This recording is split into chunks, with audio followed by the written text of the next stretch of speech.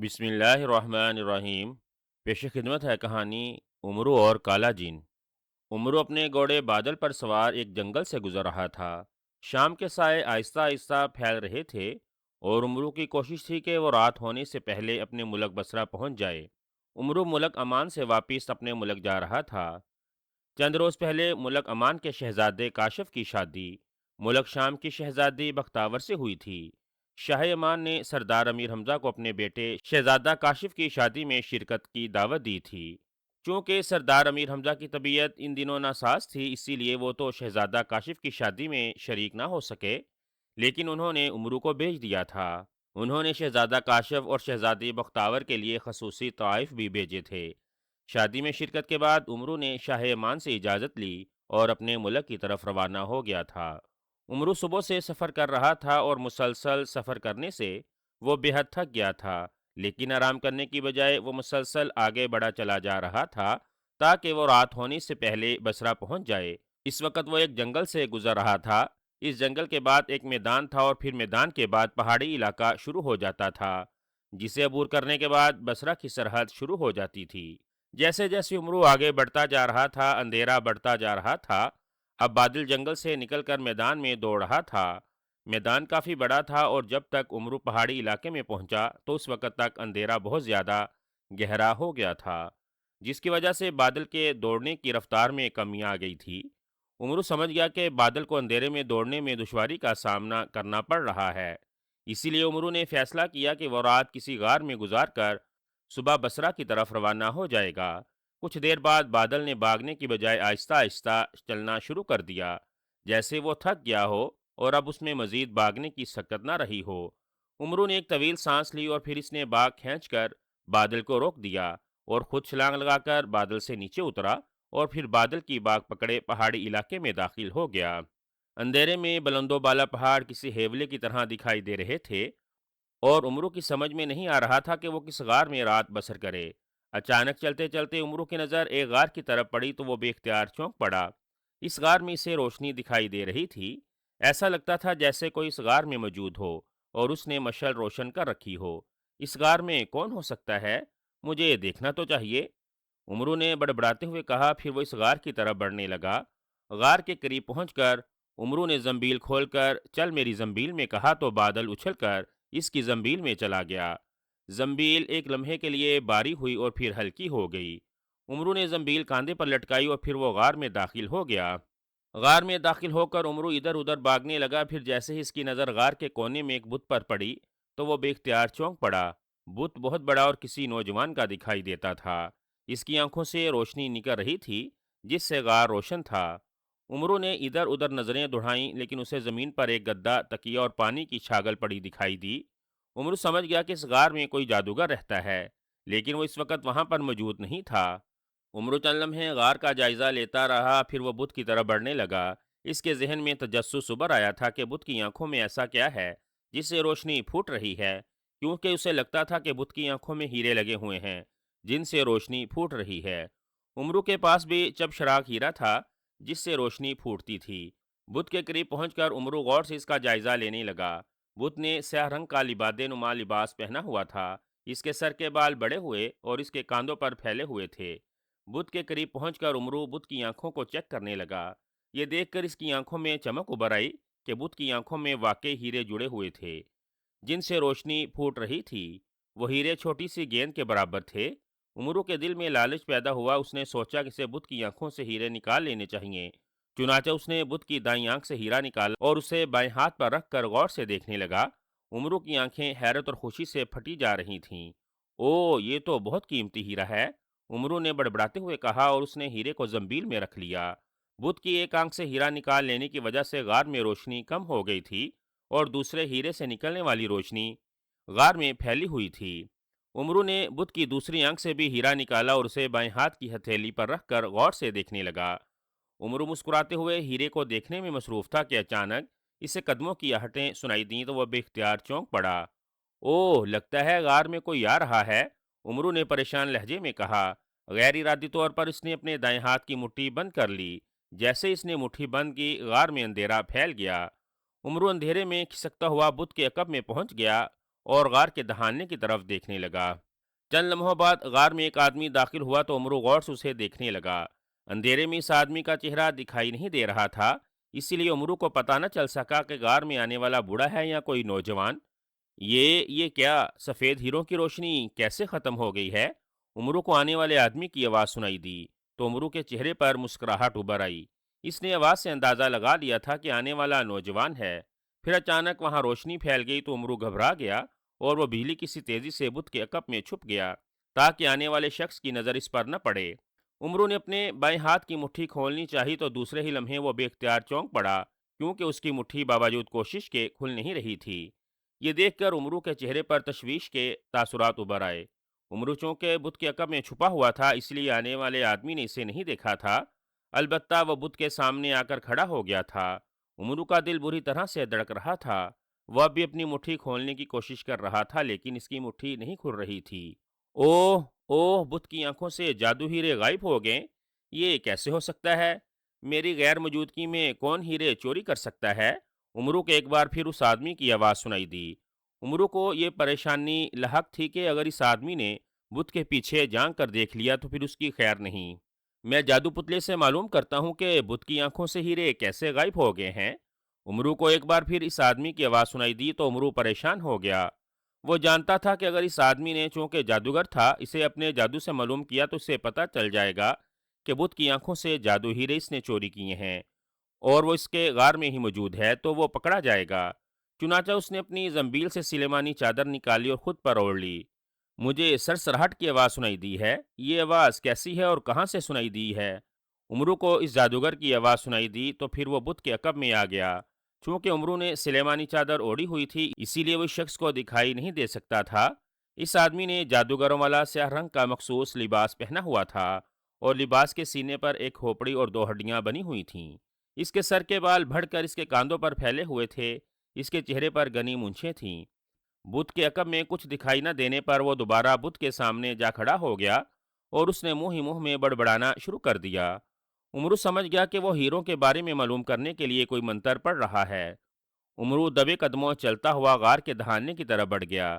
غار کے دہانے کے قریب پہنچ کر وہ رکا۔ اس نے مڑ کر دیکھا تو وہ جادوگر ابھی تک منہ ہی منہ میں کوئی منتر پڑھنے میں مصروف تھا۔ عمرو تیز تیز قدموں سے چلتا ہوا غار کے دہانے کی طرف بڑھ گیا۔ عمرو چاہتا تھا کہ جب تک جادوگر کو اس کے بارے میں معلوم ہو وہ وہاں سے دور جا چکا ہو۔ غار کے دہانے سے کافی دور آنے کے بعد عمرو رک گیا اور پیچھے مڑ کر دیکھنے لگا۔ گو اندھیرا پھیلا ہوا تھا، لیکن عمرو کی آنکھیں اندھیرے میں مانوس ہونے کی وجہ سے کچھ حد تک دیکھ پا رہی تھیں۔ غار میں آنے والا جادوگر اس کے پیچھے نہیں آ رہا تھا۔ عمرو حیران تھا کہ وہ جادوگر ہیرے حاصل کرنے کے لیے اس کے پیچھے کیوں نہیں آیا۔ اس نے ایک بار پھر اپنے دائیں ہاتھ سے بائیں ہاتھ کی مٹھی کھولنے کی کوشش کی، لیکن وہ کامیاب نہ ہو سکا۔ عمرو جھنجھلا گیا۔ اس کی سمجھ میں نہیں آ رہا تھا کہ وہ اپنی مٹھی کو کیسے کھولے۔ پھر اسے سلیمانی عطر کا خیال آیا تو اس نے سلیمانی چادر اتار کر زنبیل میں ڈال لی اور ایک پتھر پر بیٹھ گیا۔ اس نے زنبیل سے چھوٹی سی ایک شیشی نکالی جس میں عطر موجود تھا۔ اس نے شیشی منہ میں دبائی اور گردن تھوڑی سی اوپر کر لی تاکہ جب وہ شیشی کا ڈھکن کھولے تو سلیمانی عطر کے قطرے زمین پر نہ گریں۔ عمرو نے شیشی کا ڈھکن کھول کر پتھر پر رکھا اور شیشی منہ سے نکال لی اور سلیمانی عطر کے قطرے اپنی مٹھی پر ڈالنے لگا۔ عمرو کا خیال تھا کہ سلیمانی عطر کے قطرے ٹپکانے سے اس کی بند مٹھی کھل جائے گی، لیکن ایسا کرنے پر بھی اس کی مٹھی نہ کھلی تو اس پر حیرتوں کے پہاڑ ٹوٹ پڑے۔ آخر میری مٹھی کیوں نہیں کھل رہی؟ میں کس مصیبت میں پھنس گیا ہوں؟ عمرو نے جھنجھلائے ہوئے لہجے میں کہا۔ پھر اس نے جھنجھلائے ہوئے انداز میں بند مٹھی پتھر پر ماری تو اس کے حلق سے چیخ نکل گئی اور بائیں ہاتھ سے اپنی مٹھی سے ہلانے لگا۔ اگر مجھے پتا ہوتا کہ ہیرا مٹھی میں رکھنے کی وجہ سے میری مٹھی بند ہو جائے گی تو میں کبھی بھی مٹھی بند نہ کرتا، عمرو نے بڑبڑاتے ہوئے کہا۔ اس نے شیشی پتھر پر رکھ کر ایک بار پھر دائیں ہاتھ سے مٹھی کھولنے کی کوشش کی، لیکن نتیجہ پہلے جیسا نکلا۔ میں کیا کروں اور کس کے پاس جا کر مٹھی کھلواؤں؟ مجھے تو کچھ سمجھ نہیں آ رہا، عمرو نے ایک بار پھر بڑبڑاتے ہوئے کہا۔ اس نے شیشی اٹھائی اور اس کا ڈھکن بند کر کے اسے زنبیل میں رکھ دیا۔ میرا خیال ہے مجھے اس جادوگر کے پاس جانا چاہیے جس کے بت سے میں نے ہیرے اتارے تھے۔ ہو سکتا ہے کہ وہ میری بند مٹھی کھول دے، عمرو نے بڑبڑاتے ہوئے کہا۔ پھر وہ اٹھا اور تیز تیز قدموں سے چلتا ہوا اس غار کی طرف بڑھنے لگا جہاں موجود بت کی آنکھوں سے اس نے ہیرے چرائے تھے۔ اس غار میں ابھی تک تاریکی پھیلی ہوئی تھی۔ عمرو چند لمحے کچھ سوچتا رہا، پھر اس نے زنبیل سے جادو شکن گولی نکال کر اپنے منہ میں رکھی اور غار کے دہانے کی طرف بڑھ گیا۔ اندر کوئی ہے؟ عمرو نے غار میں داخل ہوتے ہی کہا، لیکن اسے کوئی جواب نہ ملا۔ عمرو نے ایک بار پھر آواز دی، مگر اس بار بھی اسے جواب نہ ملا تو وہ پریشان ہو گیا اور سوچنے لگا کہ کہیں وہ کسی اور غار میں تو نہیں آ گیا۔ اس نے زنبیل سے شب چراغ ہیرا نکال کر اپنی پگڑی میں اٹسا تو اس کی روشنی غار میں پھیل گئی اور عمرو غار میں ادھر ادھر دیکھنے لگا۔ غار میں بت اور دوسرا سامان بدستور موجود تھا، لیکن وہ جادوگر موجود نہیں تھا جو اس غار میں آیا تھا۔ ارے یہاں تو کوئی نہیں ہے، وہ جادوگر کہاں جا سکتا ہے؟ عمرو نے بڑبڑاتے ہوئے کہا، پھر وہ تیزی سے بت کی طرف بڑھا۔ اسے اچانک ہی خیال آیا تھا کہ کہیں جادوگر اسے غار کی طرف آتا دیکھ کر بت کے پیچھے نہ چھپ گیا ہو۔ اس نے بت کے عقب میں پہنچ کر دیکھا تو اس کے چہرے پر مایوسی کے تاثرات ابھر آئے۔ بت کے عقب میں بھی وہ جادوگر موجود نہیں تھا۔ پھر عمرو بت کے عقب سے نکل کر غار کے دہانے کی طرف بڑھ گیا۔ وہ غار سے باہر نکل کر ادھر ادھر نظریں دوڑانے لگا۔ جب چراغ ہیرے کی روشنی جہاں تک پہنچ سکتی تھی، عمرو کو وہاں کوئی بھی دکھائی نہ دیا۔ میرا خیال ہے میرے بارے میں جان کر وہ جادوگر کہیں چھپ گیا ہے تاکہ میں اسے کوئی نقصان نہ پہنچا دوں، عمرو نے بڑبڑاتے ہوئے کہا۔ پھر اس نے زنبیل کھول کر محافظ بونے کو باہر آنے کا حکم دیا تو محافظ بونا زنبیل سے نکلا اور ہوا میں تیرتا ہوا اس کے سامنے آ کر فضا میں معلق ہو گیا۔ خیر تو ہے آقا، آپ پریشان دکھائی دے رہے ہیں، محافظ بونے نے اسے سلام کرتے ہوئے کہا۔ محافظ بونے، میں ایک مصیبت میں پھنس گیا ہوں، عمرو نے اسلام کا جواب دیتے ہوئے کہا تو محافظ بونا چونک پڑا۔ کیسی مصیبت؟ میں سمجھا نہیں، محافظ بونے نے حیرت بھرے لہجے میں کہا تو عمرو نے بت کی آنکھوں سے ہیرے نکالنے اور اپنی مٹھی بند ہونے تک کی تفصیل اسے بتا دی تو محافظ بونے کے چہرے پر مسکراہٹ ابھر آئی۔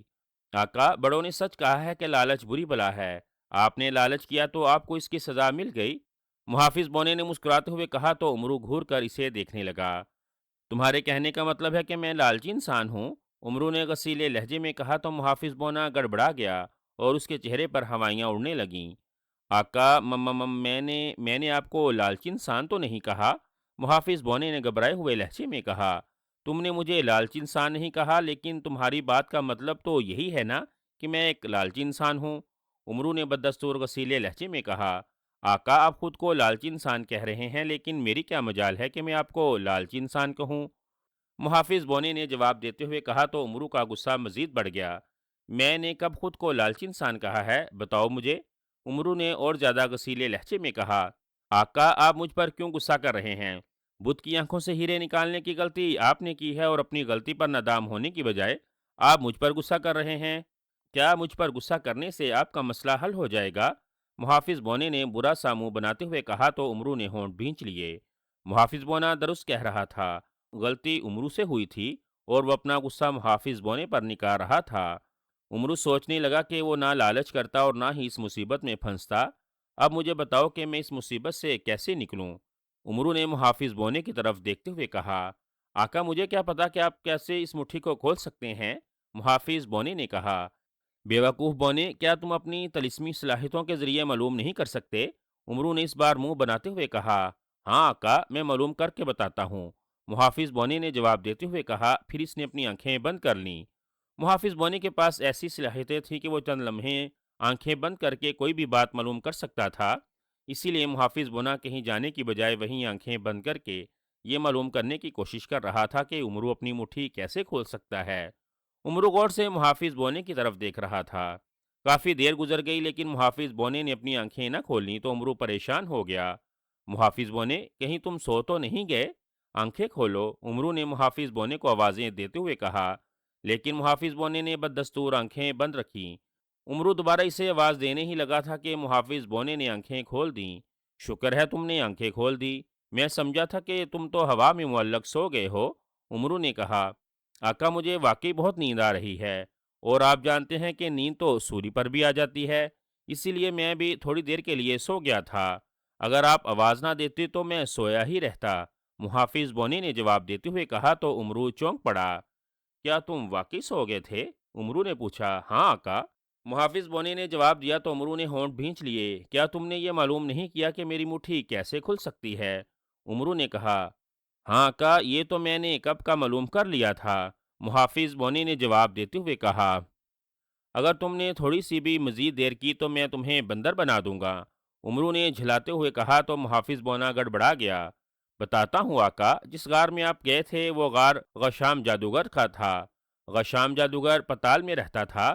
اس کا شمار پتال کے طاقتور اور ظالم جادوگروں میں ہوتا ہے۔ چند روز پہلے غشام جادوگر کے بھائی تھامو جادوگر کا ایک اور جادوگر جس کا نام چٹاخا ہے کے ساتھ جھگڑا ہو گیا، اور اس لڑائی میں چٹاخا جادوگر نے تھامو جادوگر کو ہلاک کر دیا۔ چٹاخا جادوگر کو ڈر تھا کہ غشام جادوگر اس سے اپنے بھائی کی موت کا بدلہ لے گا، اسی لیے وہ پتال سے نکل کر انسانی دنیا میں آ گیا۔ غشام جادوگر بھی چٹاخا جادوگر کا تعاقب کرتا ہوا اس انسانی دنیا میں آ گیا۔ چٹاخا جادوگر اسی غار میں چھپ گیا، اور جب اسے معلوم ہوا کہ غشام جادوگر اس کے تعاقب میں انسانی دنیا میں آ گیا ہے، اور اسے یہ بھی معلوم ہو گیا ہے کہ وہ اس غار میں چھپا ہوا ہے، تو چٹاخا جادوگر نے جادو کے ذریعے پتھر کا ایک بت بنایا اور خود کو پتھر کے بت میں قید کر لیا۔ اس نے جو منتر پتھر کے بت پر پھونکا تھا، اس کا توڑ غشام جادوگر کے پاس نہیں ہے۔ اس لیے غشام جادوگر نے ہتھوڑے مار مار کر بت کو توڑنے کی کوشش کی، لیکن بت نہ ٹوٹ سکا۔ پھر غشام جادوگر نے اپنے آقا گامڑی جادوگر سے چٹاخا جادوگر کو بت سے باہر نکالنے کا طریقہ پوچھا، تو گامڑی جادوگر نے اس جادو کے 2 ہیرے دیے اور کہا کہ اگر جادو کے ہیرے بت کی آنکھوں میں لگا دے، وہ 40 روز تک ایک جاپ کرتا رہے، تو نہ صرف بت ٹوٹ جائے گا بلکہ چٹاخا جادوگر بھی ایک عام انسان بن جائے گا۔ چنانچہ غشام جادوگر نے جادو کے ہیرے بت کی آنکھوں میں جڑ دیے اور جاپ کرنے میں مصروف ہو گیا۔ اسے جاپ کرتے ہوا آج تیسرا روز تھا کہ آپ ادھر آ نکلے۔ آپ نے بت کی ایک آنکھ سے ایک ہیرا نکال کر زنبیل میں رکھ لیا، جبکہ دوسرا آپ نے مٹھی میں چھپا لیا۔ چونکہ یہ جادو کے ہیرے تھے، اسی لیے آپ نے جیسے ہی ایک ہیرا مٹھی میں چھپایا تو آپ کی مٹھی بند ہو گئی۔ اس دوران غشام جادوگر غار میں آ گیا اور آپ اس کے ڈر سے غار سے نکل گئے۔ وہ جادو کے ذریعے آپ کے بارے میں معلوم کر کے آپ سے ہیرے چھین لے گا۔ اگر آپ تھوڑی دیر غار میں رک جاتے تو آپ غشام جادوگر سے اپنی مٹھی کھلوا سکتے تھے۔ جب غشام جادوگر کو آپ کے بارے میں معلوم ہوا تو وہ آپ کے ڈر سے واپس پتال چلا گیا۔ اب آپ پتال جا نہیں سکتے، کیونکہ اگر آپ پتال گئے تو پتال کے سارے جادوگر آپ کو ہلاک کرنے کی کوشش کریں گے۔ محافظ بونے نے تفصیل بتاتے ہوئے کہا تو عمرو نے ہونٹ بھینچ لیے۔ اب مجھے بتاؤ میں یہ مٹھی کس سے کھلواؤں؟ عمرو نے کہا، آقا مجھے اس بارے میں کچھ معلوم نہیں، اگر معلوم ہوتا تو میں آپ کو بتا دیتا، البتہ اتنا معلوم ہے کہ آپ نے 3 روز تک اپنی مٹھی سے جادو کا ہیرا نہ نکالا تو جادو کا ہیرا تباہ ہو جائے گا اور آپ ہلاک ہو جائیں گے۔ محافظ بونے نے جواب دیتے ہوئے کہا تو عمرو کے چہرے پر پریشانی کے تاثرات ابھر آئے، کیونکہ محافظ بونا بھی نہیں جانتا تھا کہ عمرو کس سے اپنی مٹھی کھلوا سکتا ہے۔ محافظ بونے کی یہ بات درست تھی کہ اگر وہ غشام جادوگر کے پیچھے پتال میں جاتا تو پتال کے سارے جادوگر اس پر بھوکے درندوں کی طرح ٹوٹ پڑیں گے۔ او، کیا تم سچ کہہ رہے ہو کہ اگر میں نے 3 روز تک اپنی مٹھی نہ کھلوائی تو جادو کا ہیرا تباہ ہو جائے گا؟ عمرو نے خوف بھرے لہجے میں کہا تو محافظ بونے نے اس بات میں سر ہلا دیا۔ محافظ بونے، مجھے بتاؤ میں کیا کروں اور کس کے پاس جاؤں؟ عمرو نے تشویش بھرے لہجے میں کہا۔ آقا میری طاقتیں بھی اس بارے میں کچھ بتانے سے قاصر ہیں، محافظ بونے نے جواب دیتے ہوئے کہا تو عمرو نے ہونٹ بھینچ لیے۔ اچھا ٹھیک ہے، تم زنبیل میں جاؤ، مجھے ہی کچھ سوچنا پڑے گا، عمرو نے کہا تو محافظ بونا ہوا میں تیرتا ہوا واپس زنبیل میں چلا گیا۔ پھر عمرو نے زنبیل سے بولنے والی گڑیا نکال لی۔ عمرو کا خیال تھا کہ جو بات محافظ بونے کو معلوم نہیں، شاید وہ بولنے والی گڑیا کو معلوم ہو۔ عمرو نے بولنے والی گڑیا کے سر پر دائیں ہاتھ کا انگوٹھا رکھ کر دبایا تو بولنے والی گڑیا میں زندگی کی لہر دوڑ گئی۔ کیا حکم ہے آقا؟ بولنے والی گڑیا نے مودبانہ لہجے میں پوچھا۔ بولنے والی گڑیا، جادو کے ہیرے کی وجہ سے میری مٹھی بند ہو گئی ہے، کیا تم کسی ایسی چیز کے بارے میں جانتی ہو جس سے میری مٹھی کھل جائے؟ عمرو نے پوچھا۔ آقا، عمرو کو بتایا جاتا ہے کہ ملک بھٹان کی شہزادی مہلاکا کے پاس ایک طلسمی انگوٹھی ہے، اسے یہ انگوٹھی ایک بزرگ نے دی تھی۔ اگر شہزادی مہلاکا خود انگوٹھی آپ کی مٹھی سے لگائے تو آپ کی مٹھی کھل جائے گی اور جادو کا ہیرا غائب ہو جائے گا، بولنے والی گڑیا نے جواب دیتے ہوئے کہا تو عمرو کی آنکھوں میں چمک ابھر آئی۔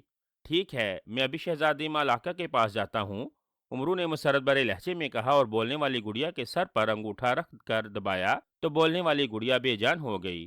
عمرو نے بولنے والی گڑیا زنبیل میں رکھی اور زنبیل سے اپنے گھوڑے بادل کو نکال لیا۔ کیونکہ عمرو جادو کے ہیرے کے تباہ ہونے سے پہلے ہر صورت اپنی مٹھی کھلوانا چاہتا تھا، اسی لیے رات ہونے کی پرواہ کیے بغیر اس نے فوراً ملک بٹان روانہ ہونے کا فیصلہ کیا اور اپنے گھوڑے بادل پر سوار ہو کر بٹان کی طرف روانہ ہو گیا۔ عمرو چونکہ ملک بٹان کئی مرتبہ جا چکا تھا، اسی لیے اسے کسی سے راستہ پوچھنے کی ضرورت نہ تھی۔ سرخ رنگ کے ایک حال نما کمرے میں بڑے سے تخت پر ایک شخص بیٹھا کھانا کھانے میں مصروف تھا۔ کمرے کی دیواریں سرخ رنگ کی تھیں اور کھڑکیوں پر سرخ رنگ کے ریشمی پردے لٹک رہے تھے، جبکہ فرش پر بھی سرخ رنگ کا قالین بچھا ہوا تھا۔ تخت پر بیٹھا شخص گاشم جادوگر تھا۔ اس نے سیاہ رنگ کا لبادے نما لباس پہنا ہوا تھا اور لباس کے سینے پر جادوگروں کا مخصوص نشان دو ہڈیوں والا اور ایک کھوپڑی بنی ہوئی تھی۔ اس کے سر کے بال بے تحاشا بڑے ہوئے تھے، اس کے کاندھوں پر پھیلے ہوئے تھے۔ اس کی داڑھی اور مونچھیں بھی بڑی ہوئی تھیں، اس کی آنکھیں سرخ تھیں۔ گاشم جادوگر کے متعلق مشہور تھا کہ وہ دنیا کا سب سے بڑا اور سب سے خطرناک جادوگر ہے۔ دنیا کے تمام جادوگر جانتے تھے کہ گاشم جادوگر کے پاس طلسماتی دنیا کی بے شمار جادوئی طاقتیں ہیں۔ یہی وجہ تھی کہ کوئی جادوگر بھی اس کے مقابلے میں نہیں آتا تھا، بلکہ دنیا کے تمام بڑے بڑے جادوگروں نے گاشم جادوگر کے سامنے گھٹنے ٹیک دیے اور اسے دنیا کا سب سے بڑا جادوگر تسلیم کر لیا تھا۔ گاشم جادوگر نے اپنا جادو محل سمندری جزیرے پر بنایا ہوا تھا، جہاں وہ اکیلا رہتا تھا۔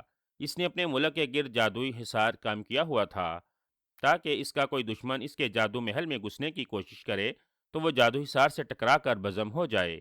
انسانی دنیا میں رہنے سے پہلے وہ پتال میں رہتا تھا۔ جب گاشم جادوگر نے ساری جادوئی طاقتیں حاصل کر لیں تو اس نے پتال میں رہنے کی بجائے انسانی دنیا میں رہنے کو ترجیح دی۔ یہی وجہ تھی کہ وہ پتال سے نکل کر انسانی دنیا میں آ گیا تھا۔ اسے انسانی دنیا میں رہتے ہوئے کچھ عرصہ ہی ہوا تھا۔ کھانا کھانے کے بعد گاشم جادوگر نے اپنا ہاتھ برتنوں کی طرف کیا تو یک لخت برتن وہاں سے غائب ہو گئے۔ گھاشم جادوگر نے ایک ڈکار مارا اور تخت سے نیچے اتر کر کمرے میں ٹہلنے لگا۔ اب اس نے کمرے میں دو چکر ہی لگائے تھے کہ اچانک ایک جھماکہ ہوا اور اس کے سامنے ایک طلسمی پتلا ظاہر ہو گیا تو گاشم جادوگر بے اختیار چونک کر رہ گیا۔ وہ طلسمی پتلے کو اچھی طرح سے جانتا تھا۔ یہ پتلا طلسم ہوشربا کے شہنشاہ افراسیاب کا خاص پتلا تھا۔ او تم یہاں کس لیے آئے ہو؟ کیا آقا شہنشاہ افراسیاب نے کوئی پیغام بھیجا ہے؟ گاشم جادوگر نے چونکتے ہوئے کہا۔ ہاں آقا شہنشاہ افراسیاب نے پیغام بھیجا ہے کہ تم ملک بٹان کی شہزادی مالاکا کو اغوا کر کے اپنے جادوگر میں قید کر لو۔ طلسمی پتلے نے جواب دیتے ہوئے کہا تو گاشم جادوگر بے اختیار چونک پڑا۔ کیا مطلب؟ میں شہزادی مالاکا کو کیوں اغوا کر لوں؟ آخر اس کی کوئی وجہ تو ہوگی۔ گاشم جادوگر نے کہا اس کی وجہ یہ ہے کہ شہزادی مالاکا کے پاس ایک طلسمی انگوٹھی ہے اور جادوگروں کا دشمن امرو شہزادی مالاکا کے پاس اپنی مٹھی کھلوانے جا رہا ہے۔ آقا شہنشاہ افراسیاب چاہتے ہیں کہ امرو کبھی بھی اپنی مٹھی نہ کھلوا سکے، اسی لیے تم فوراً شہزادی مالاکا کو اغوا کر لو۔ طلسمی پتلے نے جواب دیتے ہوئے کہا تو گاشم جادوگر بھی اختیار چونک پڑا۔ مجھے کچھ سمجھ نہیں آ رہا، کیا تم مجھے تفصیل بتا سکتے ہو؟ گاشم جادوگر نے الجھے ہوئے لہجے میں کہا تو طلسمی پتلے نے گاشم جادوگر کے چٹاخا جادوگر کے پیچھے جانے سے لے کر امرو کی مٹھی بند ہونے تک کی تفصیل بتا دی۔ لیکن اس سے آقا کو کیا فائدہ ہوگا؟ گاشم جادوگر نے حیرت بھرے لہجے میں پوچھا۔ آقا نے حکم دیا ہے کہ اگر امرو شہزادی مالاکا کی تلاش میں تمہارے جادوگر کی طرف آئے تو اسے ہلاک کر دینا۔ اس طرح امرو کے ہلاک ہونے کے بعد دنیا کے تمام جادوگروں کو ایک خطرناک اور شاتر دشمن سے نجات مل جائے گی اور شہنشاہ افراسیاب بھی امیر حمزہ کی فوج کو شکست دینے کے بعد بصرہ پر قبضہ کرنے میں کامیاب ہو جائیں گے۔ طلسمی پتلے نے جواب دیتے ہوئے کہا تو گاشم جادوگر نے اس بات میں سر ہلا دیا۔ ٹھیک ہے، تم جا کر شہنشاہ افراسیاب کو میرا پیغام دو کہ میں ابھی شہزادی مالاکا کو اغوا کر کے جادوگر میں قید کر دیتا ہوں، اور اگر امرو نے میرے جادوگر کی طرف آنے کی کوشش کی تو وہ میرے بنائے ہوئے طلسمات میں داخل ہونے سے پہلے ہی کالے جن کے ہاتھوں مارا جائے گا۔ گاشم جادوگر نے جواب دیتے ہوئے کہا تو طلسمی پتلے نے اس بات میں سر ہلا دیا۔ پھر ایک جماکہ ہوا اور طلسمی پتلا وہاں سے غائب ہو گیا۔ گاشم جادوگر نے اپنی آنکھیں بند کر لیں اور ایک منتر پڑھنے لگا۔ منتر پڑھنے کے بعد اس نے آنکھیں کھولیں اور اپنا دائیں ہاتھ فضا میں لہرایا تو اچانک وہاں ایک جن ظاہر ہو گیا۔ اس جن کی رنگت سیاہ تھی اور اس نے نیلے رنگ کا جانگیا پہنا ہوا تھا۔ اس کا سر گنجا تھا، البتہ اس کے سر کے درمیان بالوں کی ایک لمبی چوٹی پیچھے کی طرف مڑی ہوئی تھی۔ اس کی مونچھیں پتلی مگر لمبی تھیں۔ اس نے اپنی کلائیوں اور پیروں میں سرخ رنگ کے کڑے پہنے ہوئے تھے۔ اس کے کانوں میں سرخ رنگ کی بالیاں تھیں۔ اس کے ہاتھوں اور پیروں کے ناخن بھی بہت لمبے اور نوکدار تھے۔ کالا جن حاضر ہے آقا، جن نے موتبانہ لہجے میں کہا۔ کالے جن، ملک بٹان کے شاہی محل میں جاؤ اور شہزادی مالاکا کو اغوا کر کے میرے جادوگر میں قید کر دو۔ گاشم جادوگر نے تحکمانہ لہجے میں کہا۔ تمہارے حکم کی تعمیل ہوگی آقا، کالے جن نے جواب دیتے ہوئے کہا۔ ایک بار پھر جماکہ ہوا اور کالا جن وہاں سے غائب ہو گیا، جبکہ گاشم جادوگر ایک بار پھر کمرے میں ٹہلنے لگا۔ گاشم جادوگر نے اپنا جادوگر سرخ پہاڑیوں میں زیر زمین بنایا ہوا تھا۔ جہاں تک پہنچنے کے لیے اس نے دو خوفناک طلسمات قائم کیے ہوئے تھے۔ دونوں طلسمات اتنے پیچیدہ اور مشکل تھے کہ گاشم جادوگر کے مطابق انہیں کوئی بھی فنا نہیں کر سکتا تھا۔ گاشم جادوگر نے یہ جادوگھر اپنے دشمنوں کے لیے بنایا تھا۔ وہ اپنے دشمنوں کو اغوا کر کے جادوگر میں لے جاتا تھا اور انہیں تڑپا تڑپا کر مارتا تھا۔ اگر اس کے دشمنوں کو چھڑانے کے لیے کوئی آتا تو وہ پہلے طلسم میں داخل ہونے سے پہلے اس کا سامنا کالے جن سے ہوتا تھا۔ اگر کوئی شخص کالے جن کو ہلاک کر دیتا تو وہ پہلے طلسم میں پہنچ جاتا۔ چونکہ کالا جن بہت طاقتور تھا، اسی لیے آج تک کوئی اسے بھی ہلاک نہیں کر سکا تھا، بلکہ وہ کالے جن کے ہاتھوں مارے گئے تھے۔ گاشم جادوگر کو ٹہلتے ہوئے تھوڑی ہی دیر ہوئی تھی کہ ایک بار پھر جماکہ ہوا اور کالا جن حاضر ہو گیا۔ تو گاشم جادوگر ٹہلتے ٹہلتے رک گیا۔ آقا، میں نے شہزادی مالاکا کو اغوا کر کے تمہارے جادوگر میں قید کر دیا ہے۔ کالے جن نے کہا، ٹھیک ہے، اب تم اپنے غار میں واپس چلے جاؤ۔ گاشم جادوگر نے اس بات میں سر ہلاتے ہوئے کہا تو کالا جن وہاں سے غائب ہو گیا۔ گاشم جادوگر نے ایک منتر پڑھ کر اپنا ہاتھ فضا میں لہرایا تو وہاں ایک کاغذی پتلا ظاہر ہو گیا۔ کیا حکم ہے آقا؟ کاغذی پتلے نے مودبانہ لہجے میں پوچھا۔ کاغذی پتلے، شہنشاہ فراز صاحب کے پاس جاؤ اور انہیں میرا پیغام دو کہ میں نے شہزادی مالاکا کو اغوا کر کے جادوگھر میں قید کر دیا ہے۔ گاشم جادوگر نے تحکمانہ لہجے میں کہا، حکم کی تعمیل ہوگی آقا۔ کاغذی پتلے نے جواب دیتے ہوئے کہا۔ پھر ایک جماکہ ہوا اور کاغذی پتلا وہاں سے غائب ہو گیا۔ امرو کا گھوڑا بادل مسلسل دوڑتے دوڑتے تھک گیا تھا تو امرو نے اسے اپنی زنبیل میں ڈالا اور زنبیل سے طلسمی مور نکال لیا۔ پھر وہ طلسمی مور پر سوار ہو کر ملک بٹان کی طرف بڑھنے لگا۔ امرو کو بے حد تھکاوٹ محسوس ہو رہی تھی، لیکن اس نے اپنی تھکاوٹ کی پرواہ نہیں کی۔ وہ جلد سے جلد ملک بٹان کے شاہی محل میں پہنچنا چاہتا تھا۔ امرو نے یہ طلسمی مور بھگڑو جادوگر کی قید سے آزاد کرایا تھا اور یمن کے بادشاہ نے انعام کے طور پر اسے دے دیا تھا۔ امرو طلسمی مور پر بیٹھا ساری رات سفر کرتا رہا۔ طلسمی مور نے اڑنے کی رفتار بے حد تیز کی تھی، لیکن فاصلہ بہت زیادہ ہونے کی وجہ سے جب امرو ملک بٹان پہنچا تو اس وقت صبح ہو چکی تھی۔ امرو نے طلسمی مور کو اپنی زنبیل میں بھیجا اور تیز تیز قدموں سے چلتا ہوا شاہی محل کی طرف بڑھ گیا۔ شاہی محل کے دروازے پر 4 دربان موجود تھے۔ امرو جب شاہی محل کے قریب پہنچا تو محل کے دروازے پر موجود ایک دربان نے اس کا راستہ روک لیا۔ کون ہو تم اور منہ اٹھائے کہاں جا رہے ہو؟ جانتے نہیں ہو کہ یہ بادشاہ سلامت کا محل ہے؟ دربار نے سخت لہجے میں کہا۔ میرا نام خواجہ امرو ہے اور میں نے بادشاہ سلامت سے ملنا ہے۔ جاؤ اور انہیں میرے بارے میں بتاؤ۔ امرو نے منہ بناتے ہوئے کہا۔ بادشاہ سلامت تو محل میں موجود نہیں ہے، دربان نے جواب دیتے ہوئے کہا تو امرو چونک پڑا۔ کیا شہزادی مالاکا موجود ہیں؟ میں ان سے مل لیتا ہوں۔ امرو نے کہا، نہیں، شہزادی مالاکا بھی نہیں ہے، کل رات سے انہیں کسی نے اغوا کر لیا تھا۔ بادشاہ سلامت سپاہیوں کے ساتھ انہیں تلاش کرنے کے لیے گئے ہوئے ہیں۔ دربان نے جواب دیا تو امرو اچھل پڑا اور اس کی آنکھیں حیرت سے پھیلتی چلے گئیں۔ شہزادی مالاکا کو کس نے اغوا کیا ہے؟ امرو نے پوچھا۔ ہمیں معلوم نہیں، دربان نے جواب دیا تو امرو نے ہونٹ بھینچ لیے۔ اچھا یہ بتاؤ کہ شاہی محل سے شہزادی مالاکا اچانک ہی غائب ہو گئی تھی یا کسی جادوگر نے یہاں آ کر انہیں اغوا کیا تھا؟ امرو نے پوچھا۔ شہزادی صاحبہ پائیں باغ میں اپنی سہیلیوں کے ساتھ بیٹھی ہوئی تھی کہ اچانک ہی وہاں سے غائب ہو گئیں۔ ان کے اچانک غائب ہونے پر ان کی سہیلیاں پریشان ہو گئیں اور انہوں نے محل میں آ کر بادشاہ سلامت کو بتایا تھا۔ پھر بادشاہ سلامت کو شاہی نجومیوں کے ذریعے معلوم ہوا کہ شہزادی صاحبہ کو ایک جن اغوا کر کے لے گیا ہے، تو بادشاہ سلامت شاہی فوج کے ساتھ ان کی تلاش میں نکل گئے تھے۔ دربان نے جواب دیتے ہوئے کہا تو امرو نے اس بات میں سر ہلا دیا۔ کیا میں ملکہ صاحبہ سے مل سکتا ہوں؟ امرو نے کہا، نہیں، تم ملکہ صاحبہ سے نہیں مل سکتے کیونکہ وہ شہزادی صاحبہ کے غم میں رات سے بے ہوش ہیں۔ دربان نے جواب دیتے ہوئے کہا تو امرو نے ایک بار پھر ہونٹ بھینچ لیے اور مزید کوئی بات کیے بغیر وہ پلٹ کر ایک طرف بڑھ گیا۔ وہ سوچ رہا تھا کہ شہزادی مالاکا کو کس جن نے اغوا کیا ہوگا۔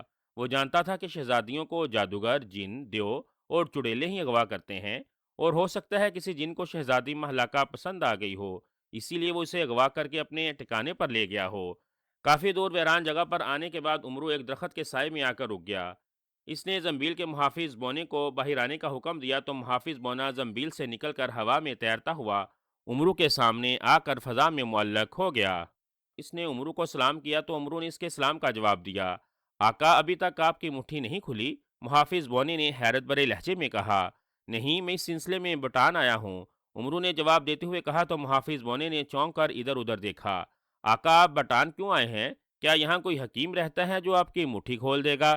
محافظ بونے نے کہا۔ نہیں، مجھے بولنے والی گڑیا نے بتایا ہے کہ ملک بٹان کی شہزادی مالاکا کے پاس طلسمی انگوٹھی ہے۔ اگر شہزادی مالاکا طلسمی انگوٹھی میری مٹھی سے لگا دے تو میری مٹھی کھل جائے گی۔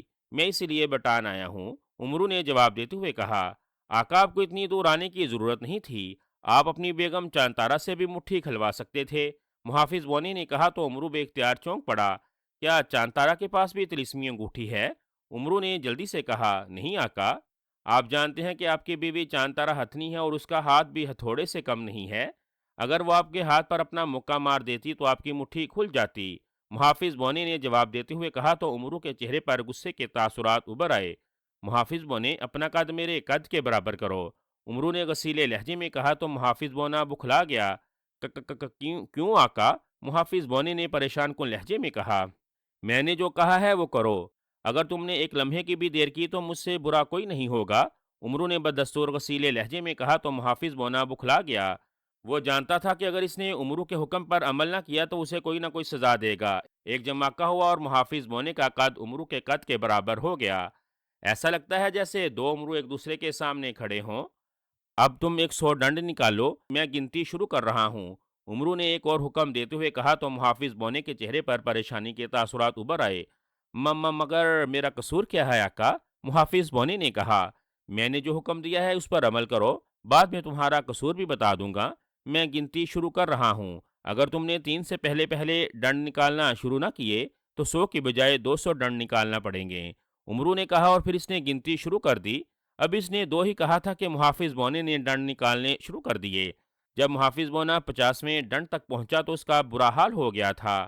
آقا، میں تھک گیا ہوں آقا، محافظ بونے نے رو دینے والے لہجے میں کہا، لیکن عمرو نے اس کی بات پر کوئی توجہ نہ دی، وہ بددستور گنتی کرتا رہا۔ بالآخر جب محافظ بونے نے 100 ڈنڈ پورے کر لیے تو اسی وقت درخت کے سائے میں جا کر بیٹھ گیا اور ہانپنے لگا۔ آقا اب تو بتا دیں کہ مجھ سے کیا غلطی ہوئی ہے؟ محافظ بونے نے ہانپتے ہوئے کہا۔ محافظ بونے، پہلے تم یہ بتاؤ کہ میں تمہارا آقا ہوں یا تم میرے آقا ہو؟ عمرو نے پوچھا۔ آپ ہی میرے آقا ہیں، محافظ بونے نے جواب دیا۔ جب میں تمہارا آقا ہوں تو تم میرا مذاق کیوں اڑاتے ہو؟ پچھلی بار بھی تم نے میرا مذاق اڑایا تھا تو میں نے تمہیں کوئی سزا نہیں دی تھی۔ اب بھی تم نے میری بیوی چاندارا کو ہتھنی کہا تو مجھ سے برداشت نہیں ہو سکا، اس لیے میں نے تمہیں اس کی غلطی کی سزا دی ہے۔ عمرو نے جواب دیتے ہوئے کہا تو محافظ بونے نے منہ بنا لیا۔ میں معافی چاہتا ہوں آقا، آئندہ آپ کی بیوی چاندارا کو ہتھنی نہیں کہوں گا۔ محافظ بونے نے کہا تو عمرو نے اس بات میں سر ہلا دیا۔ اگر آئندہ چاندارا کو ہتھنی کہا تو اس سے بھی زیادہ سخت سزا دوں گا۔ چلو اب اٹھو اور اپنی اصلی حالت میں آ جاؤ۔ عمرو نے کہا تو محافظ بونا اٹھ کھڑا ہوا، دوسرے ہی لمحے وہ اپنی اصلی حالت میں آ گیا۔ اب کیا حکم ہے؟ محافظ بونے نے پوچھا۔ محافظ بونے، جب میں ملک بٹان کے شاہی محل میں پہنچا تو مجھے دربار نے بتایا کہ شہزادی ماں لاکا کو ایک جن نے اغوا کر لیا ہے۔ تم معلوم کر کے مجھے بتاؤ کہ اس جن کا نام کیا ہے اور وہ کہاں رہتا ہے۔ عمرو نے کہا، او میرا خیال ہے کہ شہزادی ماں لاکا کو ایک منصوبے کے تحت اغوا کیا گیا ہے۔ محافظ بونے نے کہا تو عمرو بے اختیار چونک پڑا۔ کیا مطلب؟ کیا کہنا چاہتے ہو؟ عمرو نے کہا، آقا میرا خیال ہے کہ غشام جادوگر کو معلوم ہو گیا ہے کہ آپ کی مٹھی صرف اسی صورت میں کھل سکتی ہے جب شہزادی مہلاکا اپنی طلسمی انگوٹھی آپ کی مٹھی سے لگائے، اسی لیے اس نے شہزادی مہلاکا کو اغوا کرا لیا ہوگا تاکہ آپ اپنی مٹھی نہ کھلوا سکیں۔ محافظ بونے نے جواب دیتے ہوئے کہا تو عمرو نے پرسوچ انداز میں سر ہلا دیا۔ ہو سکتا ہے تمہارا خیال درست ہو، بہرحال تم معلوم کر کے آؤ کہ اصل بات کیا ہے۔ عمرو نے کہا، ٹھیک ہے آقا، میں ابھی معلوم کر کے آتا ہوں۔ محافظ بونے نے جواب دیا، پھر وہ زوں کی آواز کے ساتھ ہی ایک طرف بڑھتا چلا گیا اور دیکھتے ہی دیکھتے عمرو کی نظروں سے غائب ہو گیا۔ عمرو درخت کے سائے میں بیٹھ گیا اور محافظ بونے کی واپسی کا انتظار کرنے لگا۔ تھوڑی ہی دیر گزری تھی کہ محافظ بونا واپس آ گیا۔ عمرو سوالیہ نظروں سے اس کی طرف دیکھنے لگا۔ آقا میرا خدشہ درست ثابت ہوا ہے، محافظ بونے نے کہا۔ پوری تفصیل بتاؤ، عمرو نے جھلائے ہوئے لہجے میں کہا۔ آقا تلسم ہوشربا کے شہنشاہ افراسیاب کو معلوم ہو گیا تھا کہ چڑاخا جادوگر جس بت میں چھپا ہوا تھا، آپ نے اس بت کی آنکھوں سے ایک ہیرا نکال کر اپنی زنبیل میں ڈال لیا تھا، جبکہ دوسرے ہیرے کی وجہ سے آپ کی بائیں ہاتھ کی مٹھی بند ہو گئی اور آپ بٹان کی شہزادی مہلاکا کے پاس موجود طلسمی انگوٹھی سے ہی آپ کی بند مٹھی کھل سکتی ہے۔ اسی لیے شہنشاہ افراسیاب نے گاشم جادوگر کو حکم دیا کہ وہ شہزادی مہلاکا کو اغوا کر کے اپنے جادوگھر میں قید کر دے، اور اگر عمرو جادوگر کی طرف جانے کی کوشش کرے تو اسے ہلاک کر دے۔ چنانچہ گاشم جادوگر نے شہزادی مہلاکا کو اغوا کر کے جادوگر میں قید کر دیا ہے۔ شہنشاہ افراسیاب کو یقین ہے کہ آپ جادوگر ضرور جائیں گے، اسی لیے اس نے گاشم جادوگر کو خاص طور پر تاکید کی ہے کہ وہ آپ کو کسی صورت میں زندہ نہ چھوڑے۔ محافظ بونے نے تفصیل سے بات کرتے ہوئے کہا تو عمرو چونک پڑا۔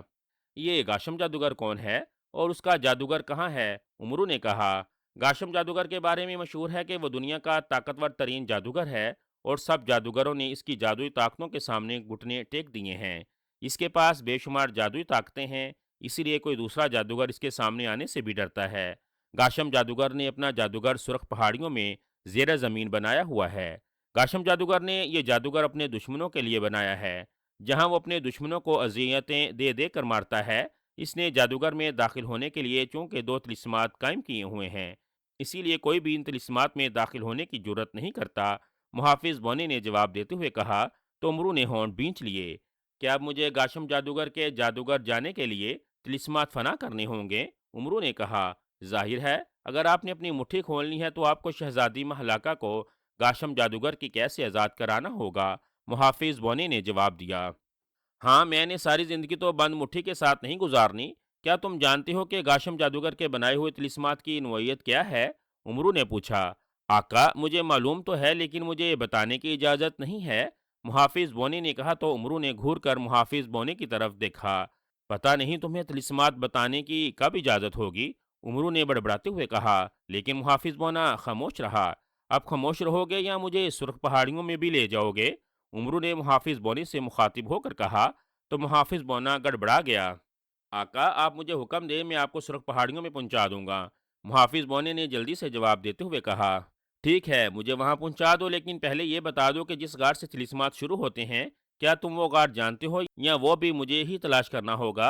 امرو نے کہا آقا، میں آپ کو اس غار کے سامنے پہنچا دیتا ہوں جہاں سے طلسمات شروع ہوتے ہیں۔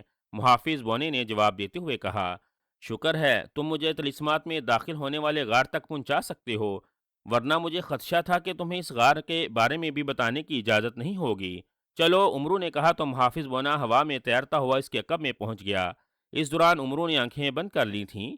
چند ہی لمحوں کے بعد امرو کو ایک جھٹکا لگا اور اسے اپنے پیروں کے نیچے سے زمین نکلتی ہوئی محسوس ہوئی۔ محافظ بونے نے امرو کو جلد ہی سرخ پہاڑیوں کے اس غار میں پہنچا دیا تھا جہاں سے جادوگر میں پہنچنے کے لیے طلسمات شروع ہوتے تھے۔ امرو غار کا جائزہ لینے لگا۔ غار کے دہانے پر ایک بڑی سی چٹان رکھی ہوئی تھی۔ چٹان اس انداز میں پڑی تھی کہ تھوڑا سا راستہ کھلا تھا، لیکن اس راستے سے امرو آسانی سے غار کے اندر داخل نہیں ہو سکتا تھا۔ امرو نے اللہ کا نام لیا اور پھر وہ دہانے کی طرف بڑھنے لگا۔ غار کا دہانہ گولائی میں بنا ہوا تھا۔ امرو غار کے دہانے کے قریب پہنچ گیا اور زمین پر بیٹھ کر تنگ سے راستے سے غار میں داخل ہونے کی کوشش کرنے لگا۔ گو اسے غار میں داخل ہونے میں کافی دقت کا سامنا کرنا پڑ رہا تھا، لیکن امرو اپنی ساری قوت صرف کر رہا تھا اور بالآخر وہ غار میں داخل ہونے میں کامیاب ہو گیا۔ پھر وہ اٹھ کر کھڑا ہوا اور اپنے کپڑے جھاڑنے لگا۔ غار میں دائیں طرف بڑے بڑے پتھر ایک دوسرے کے اوپر پڑے ہوئے تھے۔ کپڑے جھاڑنے کے بعد امرو کی نظر اچانک سامنے پڑی تو وہ بے اختیار چونک پڑا۔ سامنے ہی ایک جن کھڑا تھا جس کی رنگت سیاہ تھی۔ یہ جن گاشم جادوگر کا غلام تھا اور امرو سے ہلاک کر کے ہی پہلے طلسم میں داخل ہو سکتا تھا۔ امرو سے دیکھ کر ٹھٹک گیا۔ کالے جن نے بھی امرو کو دیکھا تو اس کے چہرے پر غصے کے تاثرات ابھر آئے۔ کون ہو تم اور اس غار میں کیوں آئے ہو؟ جن نے غصیلے لہجے میں کہا پہلے تم بتاؤ کہ تم کون ہو اور اس غار میں کیا کر رہے ہو؟ امرو نے اس کی بات کا جواب دینے کے بجائے سوال کرتے ہوئے کہا میں آقا گاشم جادوگر کا غلام جن ہوں اور اس کے طلسمات کی حفاظت کر رہا ہوں۔ اب تم بتاؤ کہ تم کون ہو اور کس مقصد کے لیے اس غار میں آئے ہو؟ کالے جن نے جواب دیتے ہوئے کہا تو امرو بے اختیار ٹھٹک گیا۔ گو اس نے سینکڑوں طلسمات فنا کیے تھے، لیکن یہ اس کی زندگی کے پہلے طلسمات تھے جن کی حفاظت ایک جن کر رہا تھا۔ میرا نام خواجہ امرو ہے اور میں گاشم جادوگر کے طلسمات فنا کر کے شہزادی مہلاکا کو آزاد کرانے آیا ہوں۔ امرو نے کہا تو کالے جن نے ایک زوردار کہکا لگایا۔ کالے جن، کیا میں نے کوئی لطیفہ سنایا ہے جو تم پاگلوں کی طرح ہنس رہے ہو؟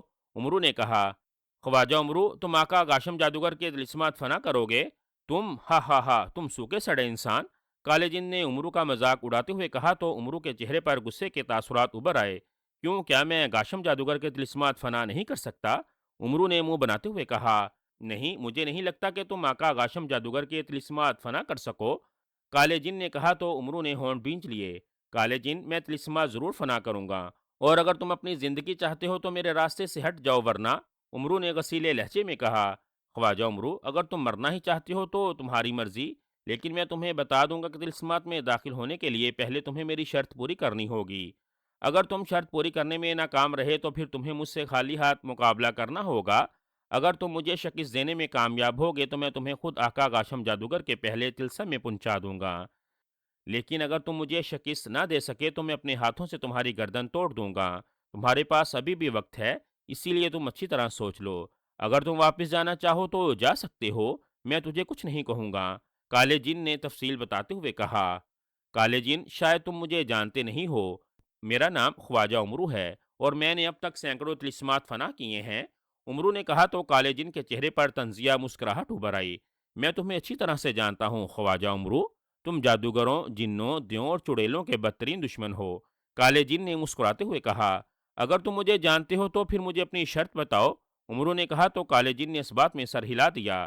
خواجہ عمرو، میری شرط یہ ہے کہ میں تمہارے سامنے ایک ہار لاؤں گا، اس ہار میں رنگ برنگے موتی ہیں۔ تم نے ایک ہی نظر میں ہار دیکھ کر مجھے بتانا ہے کہ اس ہار میں سرخ رنگ کے کتنے موتی ہیں۔ اگر تم نے صحیح تعداد بتا دی تو تم شرط جیت جاؤ گے اور میں تمہیں خود پہلے طلسم میں پہنچا دوں گا۔ اگر ناکام رہے تو تمہیں میرے ساتھ خالی ہاتھوں مقابلہ کرنا ہوگا۔ کالے جن نے جواب دیتے ہوئے کہا تو عمرو سوچ میں پڑ گیا۔ یہ عجیب سی شرط تھی۔ وہ سوچنے لگا کہ آخر اس نے سرخ رنگ والے موتیوں کی تعداد غلط بتائی تو اسے خالی ہاتھوں کالے جن سے مقابلہ کرنا ہوگا، لیکن ہو سکتا ہے کہ اس کا اندازہ درست ہو جائے اور وہ سرخ موتیوں کی تعداد صحیح بتا دے۔ کیا سوچ رہے ہو خواجہ عمرو؟ کالے جن نے کہا تو عمرو نے چونک کر اس کی طرف دیکھا۔ مجھے تمہاری شرط منظور ہے، لیکن پہلے مجھے یہ بتاؤ کہ اگر میں شرط ہار گیا تو کیا تم مجھ سے کسی ہتھیار سے مقابلہ نہیں کر سکتے؟ عمرو نے کہا، خواجہ عمرو، میں جانتا ہوں کہ تمہاری زنبیل میں لاتعداد کراماتی چیزیں ہیں، لیکن اگر تم نے مجھے ہلاک کرنے کے لیے اپنی کوئی کراماتی چیز نکال لی تو تمہاری وہ کراماتی چیز ہمیشہ کے لیے غائب ہو جائے گی۔ اسی لیے اب بھی وقت ہے۔ اگر تم واپس جانا چاہو تو جا سکتے ہو، بعد میں تم واپس نہیں جا سکو گے۔ کالے جن نے جواب دیتے ہوئے کہا تو عمرو نے ہونٹ بھینچ لیے۔ اس کا خیال تھا کہ اگر وہ شرط ہار جاتا ہے تو اسے اچانک تلوار حیدری نکال کر کالے جن کا خاتمہ کر دے گا، لیکن کالے جن نے اسے بر وقت خبردار کر دیا تھا، جس کی وجہ سے تلوار حیدری اور دوسری کراماتی چیزیں غائب ہونے سے بچ گئی تھیں۔ مجھے رنگ برنگے موتیوں والا ہار دکھاؤ، عمرو نے کہا تو کالے جن کے چہرے پر ایک بار پھر طنزیہ مسکراہٹ ابھر آئی۔ پھر اس نے اپنا دائیں ہاتھ فضا میں لہرایا تو یک لخت اس کے ہاتھ میں ایک ہار نمودار ہو گیا۔ وہ ہار بہت بڑا تھا اور اس میں سینکڑوں رنگ برنگے موتی پروئے ہوئے تھے۔ عمرو غور سے رنگ برنگے موتیوں کو دیکھنے لگا۔ وہ سرخ موتی گننے کی کوشش کر رہا تھا۔ خواجہ عمرو، بتاؤ اس ہار میں سرخ رنگ کے کتنے موتی پروئے ہوئے ہیں؟ اچانک کالے جن نے کہا تو عمرو چونک پڑا۔ 40، عمرو نے اندازہ لگاتے ہوئے کہا تو کالے جن نے انکار میں سر ہلا دیا۔ خواجہ عمرو، تم ناکام ہو گئے ہو، اس ہار میں موجود سرخ موتیوں کی تعداد 40 نہیں ہے۔ کالے جن نے کہا، تو پھر کتنے موتی ہیں؟ عمرو نے حیرت بھرے لہجے میں پوچھا۔ اس ہار میں سرخ رنگ کے 50 موتی پروئے ہوئے ہیں۔ تم شرط ہار گئے ہو، اسی لیے اب تمہیں مجھ سے خالی ہاتھ مقابلہ کرنا ہوگا۔ کالے جن نے مسکراتے ہوئے کہا اور پھر اس نے ہار کو فضا میں لہرایا تو ہار اس کے ہاتھ سے غائب ہو گیا۔ کالے جن کے ایسا ہو سکتا ہے کہ میں تم سے مقابلہ کیے بغیر غار سے نکل جاؤں؟ عمرو نے پوچھا۔ خواجہ عمرو، تم چونکہ شرط ہار گئے ہو، اسی لیے اب تم واپس جانا بھی چاہو تو نہیں جا سکتے۔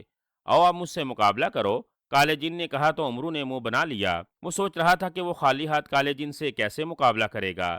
اچھا یہ بتاؤ کہ اگر میں تمہیں ہلاک کرنے میں کامیاب ہو گیا تو میں اگاشم جادوگر کے بنائے ہوئے پہلے طلسم میں کیسے داخل ہوں گا؟ عمرو نے پوچھا تو کالے جن کے چہرے پر طنزیہ مسکراہٹ ابھر آئی۔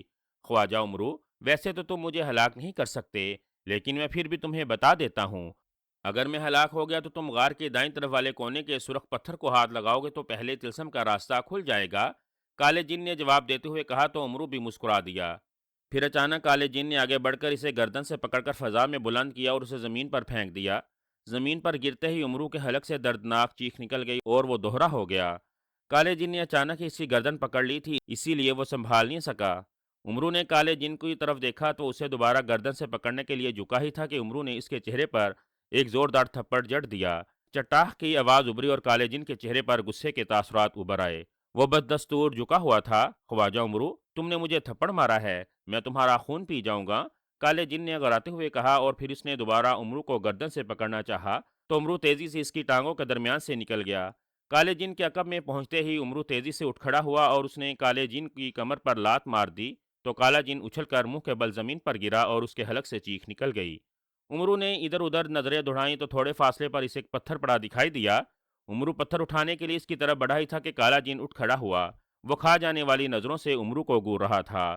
میں تمہیں نہیں چھوڑوں گا خواجہ عمرو، میں تمہیں ہلاک کر کے کچا کھا جاؤں گا، کالے جن نے چیختے ہوئے کہا اور اس نے جپٹا مار کر عمرو کو پکڑنے کی کوشش کی، لیکن عمرو تیزی سے ایک طرف ہٹ گیا اور کالا جن اپنے ہی زور سے زمین پر گرا اور اس کے حلق سے چیخ نکل گئی۔ ارے ارے، اتنے بڑے جن ہو کر زمین چاٹ رہے ہو، اٹھو اور مجھ سے مقابلہ کرو۔ امرو نے کالے جن کو تیش دلاتے ہوئے کہا۔ کالا جن ایک بار پھر اٹھ کر کھڑا ہو گیا، اس کے سر سے خون نکل رہا تھا کیونکہ اس کا سر ایک پتھر سے ٹکرا گیا تھا۔ ارے تمہارے سر سے تو خون نکل رہا ہے۔ چچ چچ، امرو نے افسوس بھرے لہجے میں کہا تو کالا جن آگ بگولا ہو گیا۔ دوسرے ہی لمحے اس نے ایک بار پھر امرو کو پکڑنے کے لیے جھپٹا مارا۔ امرو نے بچنے کی بہت کوشش کی لیکن اس بار وہ کامیاب نہ ہو سکا اور کالے جن نے اسے گردن سے پکڑ کر فضا میں بلند کر دیا۔ امرو کے حلق سے گرگراہٹیں نکلنے لگیں اور وہ خود کو کالے جن کی گرفت سے چھڑانے کی تگ و دو کرنے لگا، لیکن کالے جن کی گرفت بہت سخت تھی۔ مم مم مم، میرا میرا سانس کھک کھک کھک، امرو نے رک رک کر کہا۔ ایسا لگتا تھا جیسے آواز اس کے حلق میں پھنس گئی ہو۔ ہا ہا ہا، تم میرا مذاق اڑا رہے تھے، میرا یعنی کالے جن کا؟ اب مرنے کے لیے تیار ہو جاؤ، کالے جن نے کہکا لگاتے ہوئے کہا۔ پھر اس سے پہلے کہ کالا جن امرو کو زمین پر پٹکتا، اچانک امرو نے کالے جن کے گنجے سر پر دائیں ہاتھ سے تھپڑ مارنے شروع کر دیے۔ تھپڑ مارتے مارتے اس نے کالے جن کے سر پر موجود بالوں کی اکلوتی چوٹی پکڑ کر زور سے کھینچی تو کالے جن کے حلق سے چیخ نکل گئی۔ وہ اپنی چوٹی امرو کی گرفت سے چھڑانے کی کوشش کرنے لگا۔ خواجہ امرو، میری چوٹی چھوڑ دو، کالے جن نے چیختے ہوئے کہا۔ پہلے میری گردن چھوڑو، پھر میں تمہاری چوٹی بھی چھوڑ دوں گا، امرو نے جواب دیتے ہوئے کہا۔ اس نے ایک بار پھر زور سے کالے جن کی چوٹی کھینچی تو کالے جن کے حلق سے ایک بار پھر چیخ نکل گئی۔ وہ اپنی چوٹی امرو کی گرفت سے چھڑانے کے لیے اپنا سر ادھر ادھر مار رہا تھا، لیکن امرو نے چوٹی انتہائی مضبوطی کے ساتھ پکڑی ہوئی تھی۔ وہ جانتا تھا کہ اگر اس نے کالے جن کی چوٹی چھوڑ دی تو کالا جن اسے زمین پر پٹاخ دے گا اور پتھریلی زمین پر گر کر اس کی ہڈیوں کا سرما بن جائے گا۔ اسی لیے امرو اس کی چوٹی نہ چھوڑ رہا تھا۔ اچانک کالے جن نے امرو کی گردن چھوڑ دی اور امرو دھڑم سے زمین پر آ گرا۔ چونکہ کالے جن کی چوٹی اس کے ہاتھ میں تھی، اسی لیے جیسے ہی امرو زمین پر گرا تو کالا جن بھی منہ کے بل زمین پر آ گرا تھا اور اس کے حلق سے ایک بار پھر چیخ نکل گئی تھی۔ اس کا سر زمین سے ٹکرایا تھا، اسی لیے اس کے سر سے خون کا فوارہ پھوٹ پڑا تھا۔ کالا جن اٹھنے کی کوشش کر رہا تھا کہ امرو کے ہاتھ میں ایک پتھر آ گیا۔ دوسرے ہی لمحے کالے جن کے گنجے سر پر زور سے پتھر مارنا شروع کر دیا۔ کالے جن کا سر جگہ جگہ سے پھٹ گیا تھا اور وہاں سے خون نکل رہا تھا۔ امرو کا ہاتھ نہ رکا، وہ اس وقت تک کالے جن کے سر پر پتھر مارتا رہا جب تک کالا جن زمین بوس نہ ہو گیا۔ امرو نے کالے جن کے سر پر پتھر مار مار کر اسے شدید زخمی کر دیا تھا۔ کالا جن پانی سے نکلی ہوئی مچھلی کی طرح تڑپ رہا تھا۔ امرو اٹھ کھڑا ہوا اور غار کے کونے کی طرف بڑھ گیا جہاں ایک بڑا سا پتھر پڑا ہوا تھا۔ امرو دائیں ہاتھ سے پتھر اٹھانے کی کوشش کی لیکن پتھر وزنی تھا، اس لیے اسے ایک ہاتھ سے پتھر اٹھانے میں دقت کا سامنا کرنا پڑ رہا تھا۔ پھر امرو نے دائیں ہاتھ سے اور بند مٹھی سے پتھر کو بڑی مشکل سے اٹھایا اور مڑ کر زمین پر پڑے کالے جن کی طرف بڑھا جو اندھے منہ بڑا کر رہا تھا۔ کالا جن کے قریب پہنچ کر امرو نے پوری قوت سے وہ پتھر کالے جن کے سر پر مار دیا۔ کالے جن کے حلق سے دردناک چیخ نکلی اور اس نے بری طرح تڑپنا شروع کر دیا۔ چند لمحے تڑپنے کے بعد وہ ساکت پڑ گیا تو امرو نے سکون کا سانس لیا۔ وہ خوش تھا کہ وہ خالی ہاتھ کالے جن کو ہلاک کرنے میں کامیاب ہو گیا تھا۔ امرو کا سانس پھول چکا تھا، اسی لیے وہ بھی بری طرح سے ہانپ رہا تھا۔ کچھ دیر لمبے لمبے سانس لینے کے بعد وہ غار کے کونے کی طرف بڑھ گیا۔ کونے میں دیوار کے قریب پہنچ کر اس نے غور سے دیکھا تو اسے ایک پتھر پر سرخ نشان دکھائی دیا۔ امرو نے دھڑکتے دل کے ساتھ سرخ نشان پر ہاتھ رکھا تو دوسرے ہی لمحے گڑگڑاہٹ کی تیز آواز کے ساتھ ہی تھوڑی سی دیوار غائب ہو گئی اور ایک دہانہ نمودار ہو گیا۔ دہانہ اتنا بڑا تھا کہ امرو آسانی سے دوسری طرف جا سکتا تھا۔ امرو دہانے سے دوسری طرف دیکھنے کی کوشش کرنے لگا، چونکہ دوسری طرف اندھیرا تھا اسی لیے اسے کچھ دکھائی نہ دے رہا تھا۔ امرو سمجھ گیا کہ دہانے کی دوسری طرف پہلا طلسم ہے، اسی لیے وہ جیسے ہی دہانے سے گزر کر دوسری طرف قدم رکھے گا تو اندھیرا ختم ہو جائے گا اور وہ پہلے طلسم میں پہنچ جائے گا۔ چند لمحے اندھیرے میں دیکھنے کے بعد امرو نے اللہ کا نام لیا اور پہلے طلسم میں داخل ہو گیا۔ جیسے ہی امرو پہلے طلسم میں داخل ہوا تو اسے ایک جھٹکا لگا اور اس کے پیروں کے نیچے سے زمین نکل گئی۔ اسے ایسا محسوس ہوا جیسے وہ گہرائی میں گرتا جا رہا ہو۔ وہ خود کو سنبھالنے کی کوشش کرنے لگا۔ گاشم جادوگر کی عادت تھی کہ وہ کھانا کھانے کے بعد تھوڑی دیر اپنے جادو محل کے میدان میں چہل قدمی ضرور کرتا تھا۔ یہی وجہ تھی کہ وہ اس وقت کھانا کھانے کے بعد اپنے جادو محل کے میدان میں چہل قدمی کر رہا تھا کہ اچانک اس کے سامنے ایک پتلا نمودار ہو گیا۔ پتلے کی رنگت سرخ تھی اور اس کی آنکھیں بڑی بڑی تھیں۔ سرخ پتلے کو دیکھ کر گاشم جادوگر بے اختیار چونک کر رک گیا۔ یہ اس کا خاص پتلا تھا جو اس کے بنائے ہوئے پہلے طلسم میں موجود تھا۔ گاشم جادوگر نے سرخ پتلے کی ڈیوٹی لگائی ہوئی تھی کہ جیسے ہی کوئی انسان پہلے طلسم میں داخل ہو تو اسے اطلاع دے۔ اس کی وہاں موجودگی سے گاشم جادوگر سمجھ گیا کہ اس کے پہلے طلسم میں کوئی انسان داخل ہو گیا ہے۔ سرخ پتلے، کیا تم مجھے یہ بتانے آئے ہو کہ میرے پہلے تلسم میں کوئی انسان داخل ہو گیا ہے؟ گاشم جادوگر نے حیرت برے لہجے میں پوچھا۔ ہاں آقا، میں یہی بتانے آیا ہوں کہ کالا جن امرو کے ہاتھوں مارا گیا ہے اور امرو تمہارے پہلے تلسم میں داخل ہو گیا ہے۔ سرخ پتلے نے جواب دیتے ہوئے کہا تو گاشم جادوگر یوں اچھل پڑا جیسے اس کے پیروں پر کسی نے گرس مار دیا ہو۔ اس کی آنکھیں حیرت سے پھیلتی چلی گئیں۔ یہ کیا کہہ رہے ہو سرخ پتلے؟ کالا جن مارا گیا ہے؟ یہ کیسے ہو سکتا ہے؟ مجھے پوری تفصیل بتاؤ۔ گاشم جادوگر نے حیرت برے لہجے میں کہا، جیسے اسے کالے جن کے مارنے کا یقین ہی نہ آ رہا ہو۔ آقا، تم نے اپنے پہلے تلسم میں داخل ہونے والے کے لیے ایک شرط رکھی تھی، جو کوئی ہار میں سرخ رنگ کے موتیوں کی صحیح تعداد بتائے گا تو کالا جن اسے تمہارے پہلے تلسم میں داخل ہونے کا راستہ بتا دے گا۔ امرو جب غار میں داخل ہوا تو کالے جن نے اس کا راستہ روک لیا اور اسے اپنے پہلے تلسم میں داخل ہونے کی شرط کے بارے میں بتایا۔ امرو شرط ہار گیا تو کالے جن نے اسے کہا کہ اب اسے خالی ہاتھ اس سے مقابلہ کرنا ہوگا، تو امرو نے کالے جن سے مقابلہ کیا اور اسے موت کے گھاٹ اتار کر اب وہ پہلے تلسم میں داخل ہو گیا ہے۔ سرخ پتلے نے تفصیل سے جواب دیتے ہوئے کہا تو گاشم جادوگر کے چہرے پر موجود حیرت کے تاثرات میں مزید اضافہ ہو گیا۔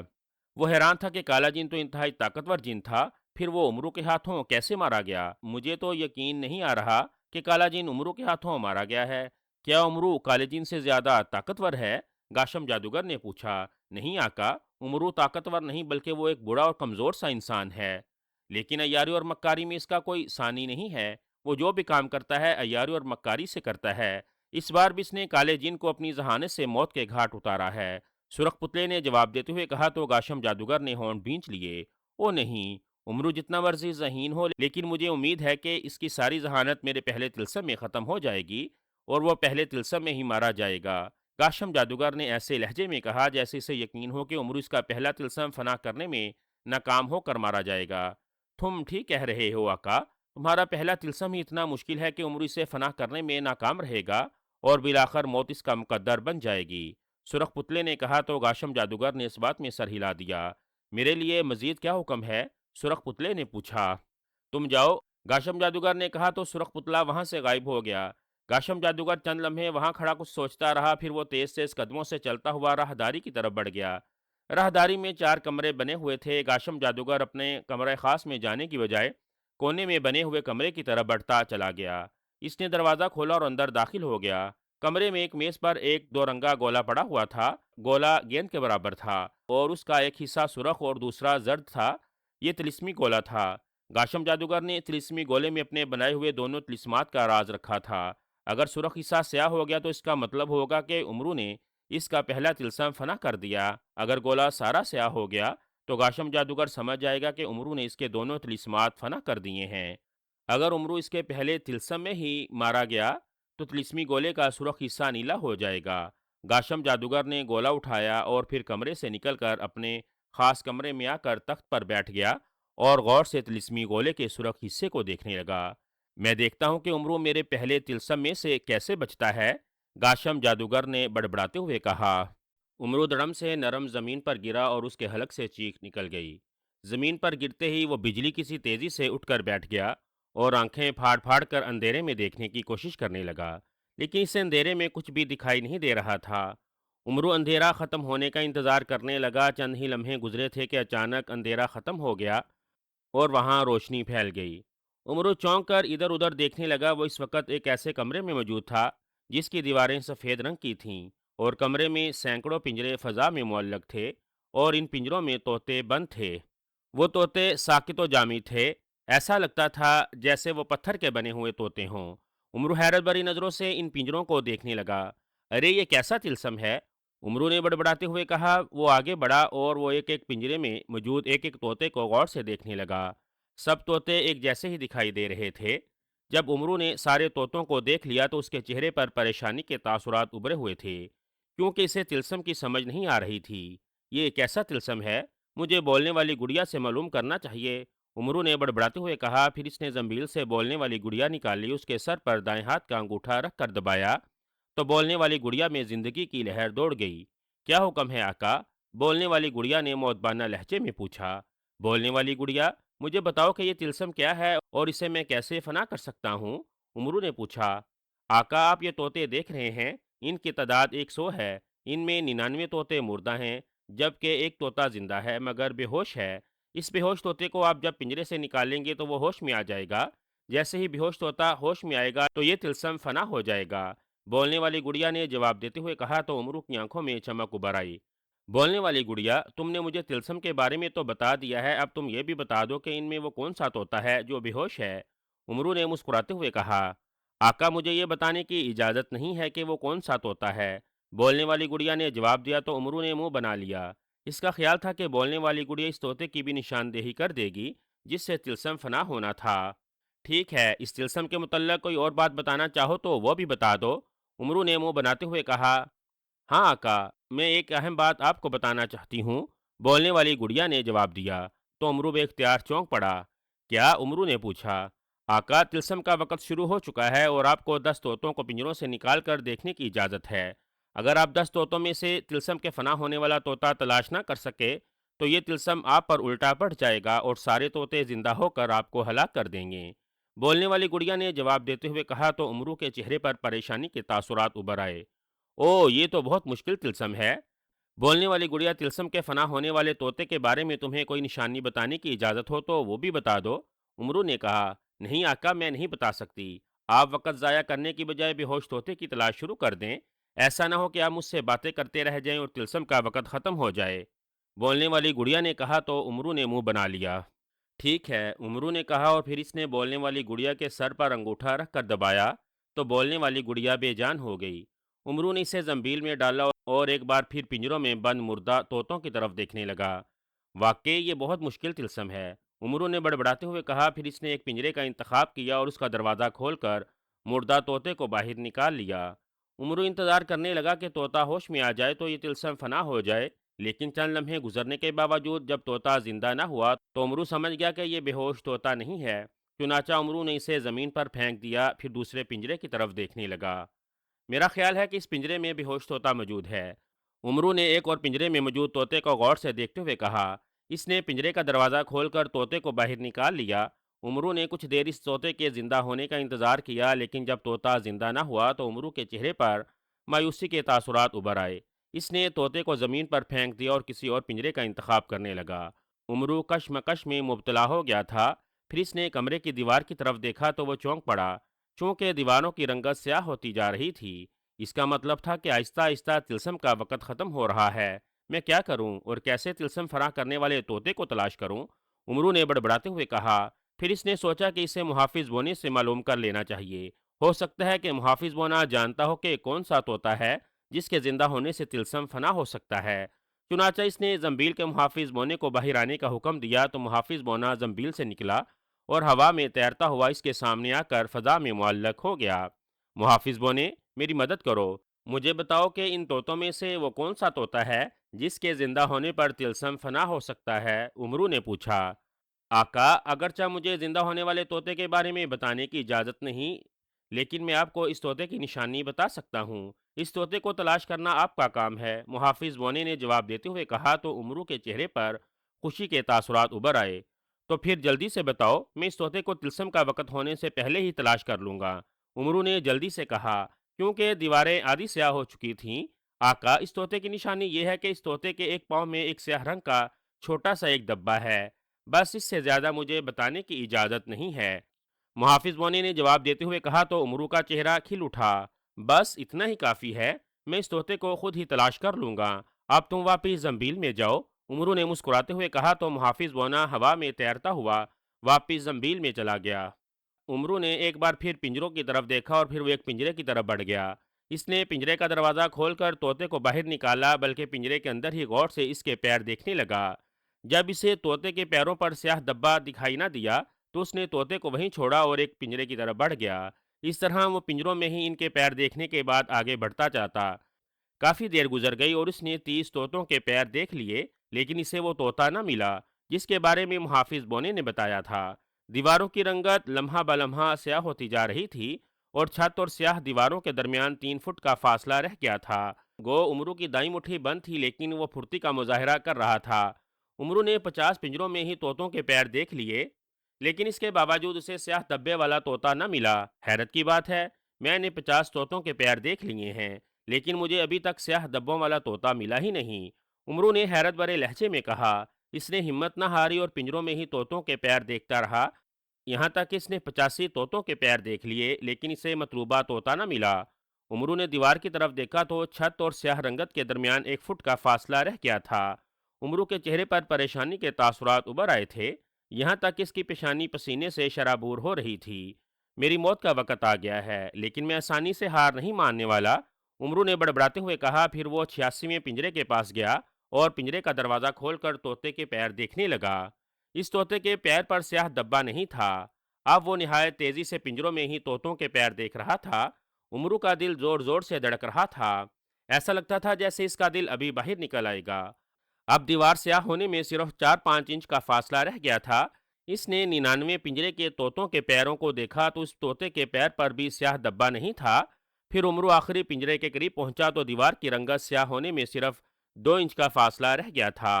امرو نے تیزی سے پنجرے کا دروازہ کھولا اور آخری طوطا نکالنے لگا تو بکھلاہٹ میں طوطا اس کے ہاتھ سے نکل کر زمین پر گر گیا۔ امرو نے بجلی کی سی تیزی سے طوطا اٹھایا اور اس کے پیر دیکھنے لگا۔ دوسرے ہی لمحے اس کے چہرے پر خوشی کے تاثرات ابھر آئے، کیونکہ 100ویں طوطے کے دائیں پیر پر سیاہ دبا موجود تھا۔ پھر اس سے پہلے کہ دیوار کی رنگت بالکل سیاہ ہوتی، امرو نے برق رفتاری سے طوطے کے سر پر دائیں ہاتھ کا انگوٹھا رکھ کر دبایا تو طوطے کے جسم میں حرکت کے آثار پیدا ہو گئے اور اس نے اپنے پر پھڑپھڑانے شروع کر دیے۔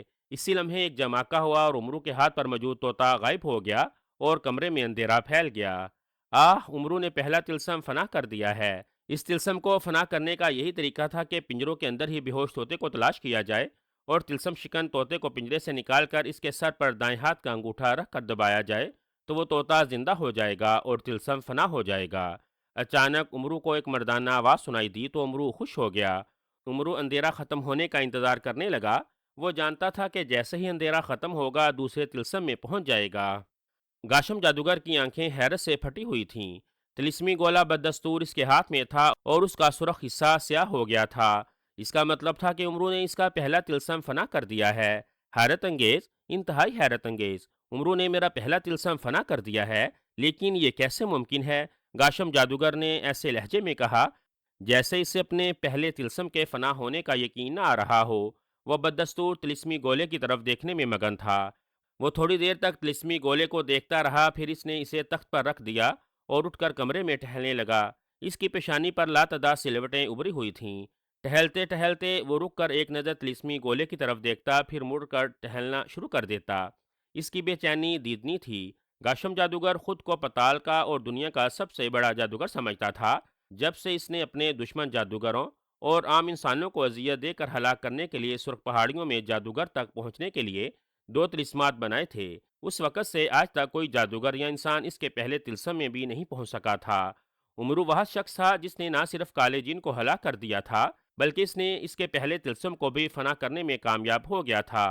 گاشم جادوگر جانتا تھا کہ جب اس کے طلسمات فنا ہونے کی خبر شہنشاہ فراسیاب اور جادوگروں کو ملے گی تو سب اس کا مذاق اڑائیں گے، کیونکہ گاشم جادوگر نے دعویٰ کیا ہوا تھا کہ اس کے بنائے ہوئے طلسمات کوئی بھی فنا نہیں کر سکتا، مگر جب امرو اس کے طلسمات فنا کر دے گا تو اسے سب کے سامنے شرمندگی کا سامنا کرنا پڑے گا۔ گاشم جادوگر نہیں چاہتا تھا کہ شہنشاہ فراسیاب اور دوسرے جادوگروں کے سامنے اسے شرمندگی اٹھانا پڑے، اسی لیے وہ کوئی ایسی ترکیب سوچ رہا تھا کہ کسی طرح امرو کے دوسرے طلسم میں ہر صورت ہلاک ہو جائے اور اس کا سر فخر سے بلند ہو جائے۔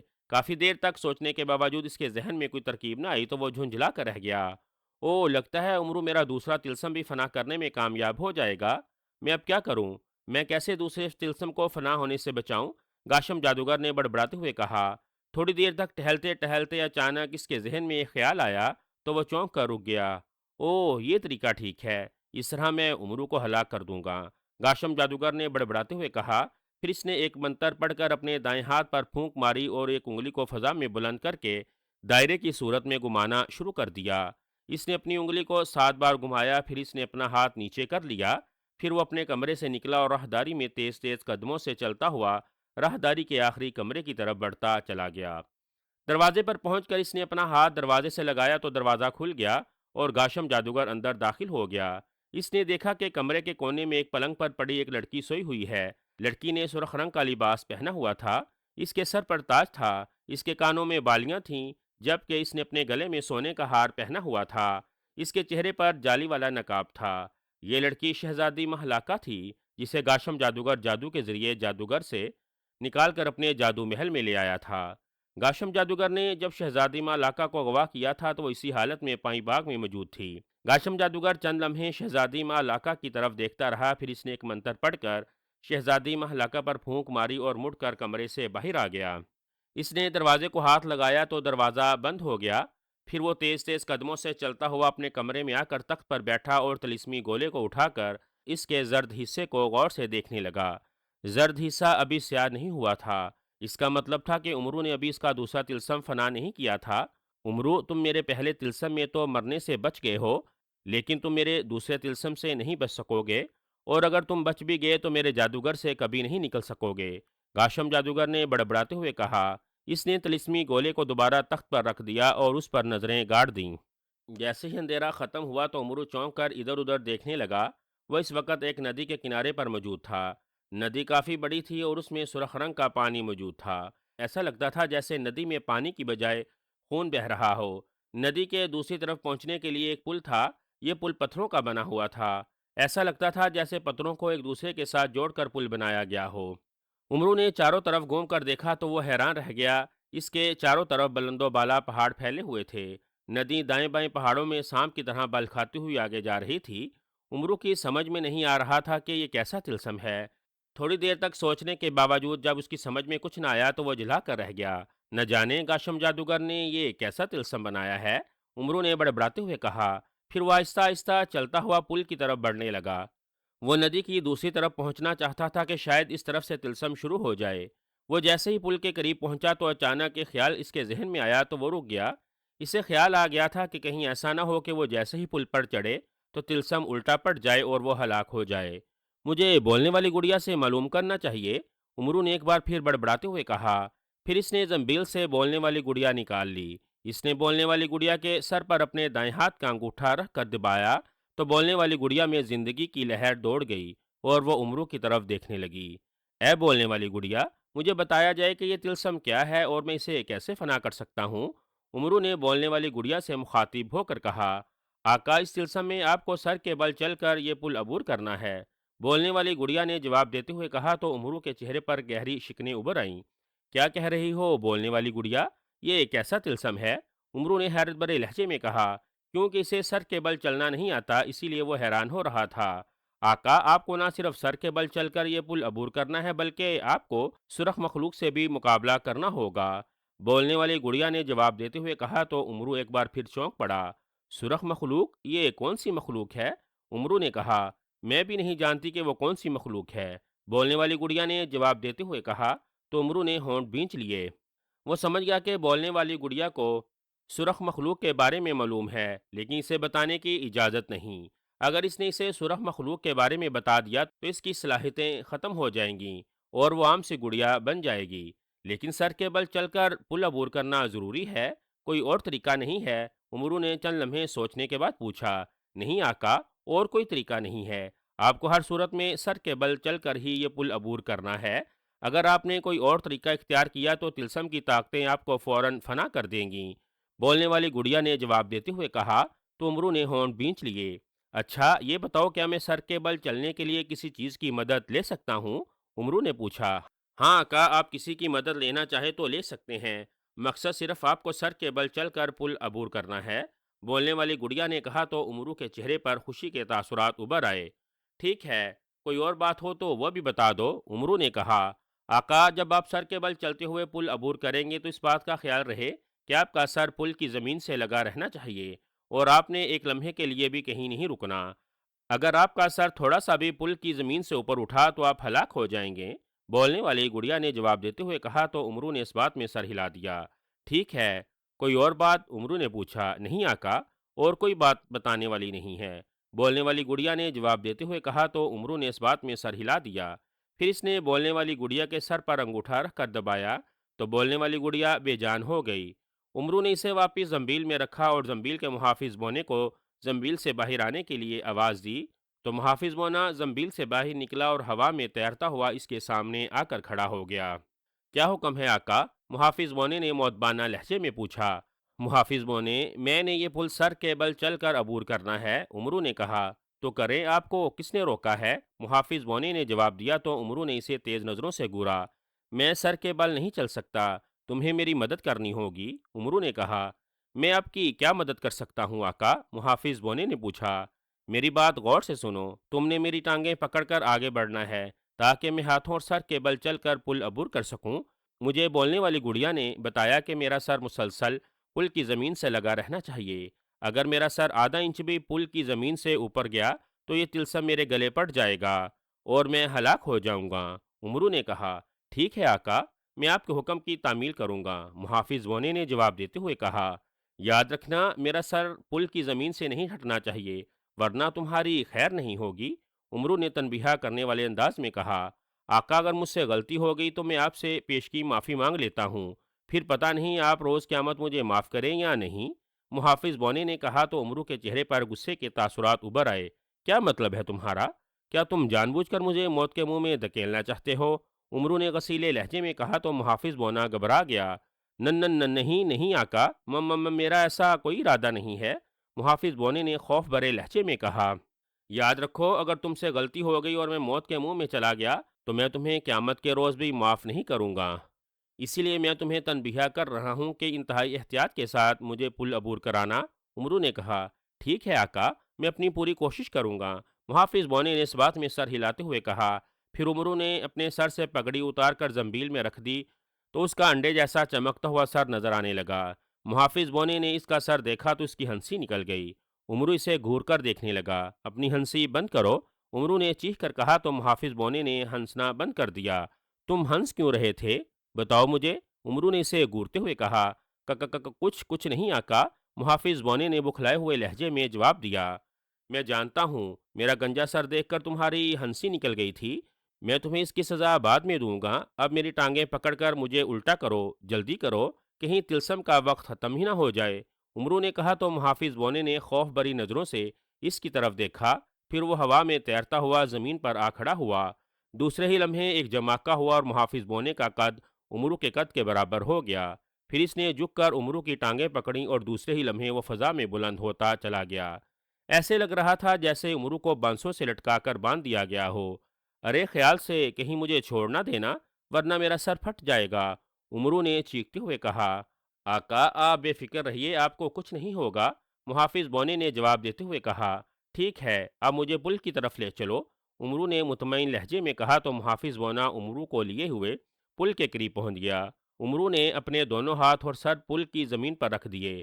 چلو محافظ بونے، آگے بڑھو، عمرو نے کہا تو محافظ بونا عمرو کی ٹانگیں پکڑ کر آگے بڑھنے ہی لگا اور عمرو اپنے ہاتھوں کو حرکت دینے لگا، البتہ اس کا سر بدستور پل کی زمین سے لگا ہوا تھا۔